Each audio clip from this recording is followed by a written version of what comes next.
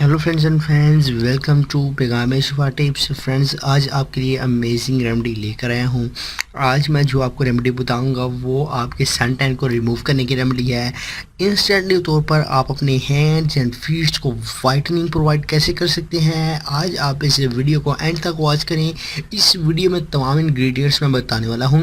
इस वीडियो में तमाम आपको प्रोसेस और इस रेमेडी को बनाने का तरीकाकार बताऊँगा। आप उस रेमेडी को बना लें, इन इंग्रेडिएंट्स को ले लें और इस होम रेमेडी को बनाकर अपने हैंड्स एंड फीट्स हैं उन पर अप्लाई करें तो उनको आप इंस्टेंटली ग्लोइंग कर सकते हैं।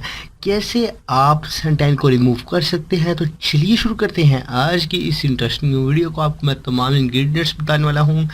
इस रेमेडी को, इस वीडियो को आप एंड तक वॉच करें। वीडियो पसंद है तो लाइक ज़रूर कर दें, चैनल को सब्सक्राइब करना ना भूलें। चलिए वीडियो की जानिब चलते हैं।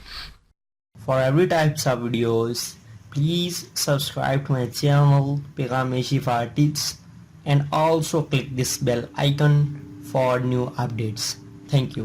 तो इसके लिए सबसे पहले आपको क्या करना होगा, सबसे पहले नंबर पर आपको जो इंग्रेडिएंट चाहिए उसमें जो है सबसे पहले नंबर पर मैदा है। मैदा आपने ले लेना है किसी भी शॉप से, किराने की शॉप से इजीली मिलता है। इसके साथ जो सेकंड नंबर पर आपको इंग्रेडिएंट्स चाहिए वो है राइस पाउडर। राइस जो चावल हैं उनका आटा को चाहिए होगा। अगर तो वो आपके पास घर में अवेलेबल नहीं तो कोई मसला ही नहीं है, आप थोड़ी सी चावल लेकर इनको ग्राइंड कर लें और यही आपका जो राइस पाउडर तैयार है। इसके बाद जो आपको थर्ड नंबर पर इंग्रेडिएंट चाहिए वो अमेजिंग और मुल्तानी मिट्टी है, जो आपका जो फेस है के साथ साथ ये जो है वो आपके हैंड्स एंड फीट्स को जो है वो वाइट करने के लिए बहुत ज़्यादा यूज़ होती है। फेस को लाइटनिंग वाइटनिंग प्रोवाइड करने के लिए भी ये यूज़ होती है। और अगर आप हैंड्स और फीट्स को इंस्टेंटली ग्लोइंग शाइनी बनाना चाहते हैं तो उसके लिए भी ये बहुत ही ज़बरदस्त है। इसके बाद जो फोर्थ नंबर पर आपको चीज़ चाहिए वो है मिल्क। जो मिल्क है वो आपने जो है वो ले लेना है। कड़ा हुआ जो है वो आपको नहीं चाहिए, अब कच्चा जो दूध होता है वो ले लें। अब आपने क्या करना है कि इन तमाम अशिया को एक बर्तन में जो है वो डाल लेना है।